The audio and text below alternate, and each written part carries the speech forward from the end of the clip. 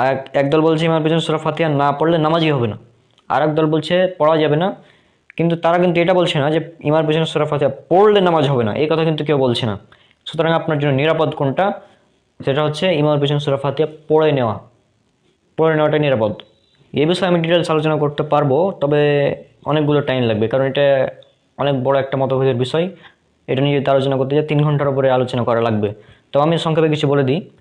সেটা হচ্ছে আমাদের সমাজে প্রচলিত যে 4টি মাযহাব আছে, একটা হচ্ছে সাফি মাযহাব, হানাফি মাযহাব, মালিকি মাযহাব এবং হাম্বলি মাযহাব। এবং আরেকটা আছে যেটা মাযহাব না, যারা কোরআন সুন্নাহর অনুসারী, সেটা হচ্ছে আহলে হাদিস। তাহলে 5টি, মানে 5টি গ্রুপ দেখতে পাচ্ছি। একটা হচ্ছে হানাফি, সাফি, মালিকি, হাম্বলি এবং আহলে হাদিস, এই 5টি গ্রুপ। এই 5টি গ্রুপের মধ্যে হানাফি ব্যতীত, হানাফি বাদে শাফেঈ, মালিকি, হাম্বলি এবং আহলে হাদিস 4টি গ্রুপ বলছে ইমামের পেছনে সূরা ফাতিহা পড়তে হবে। 4টি গ্রুপ বলছে ইমামের পেছনে সূরা ফাতিহা পড়তে হবে, অর্থাৎ 4জন একমত যে ইমামের পেছনে সূরা ফাতিহা পড়তে হবে। একজন শুধু বলছে, ইমাম আবু হানিফা বলছে যে ইমামের পেছনে সূরা ফাতিহা পড়তে হবে না।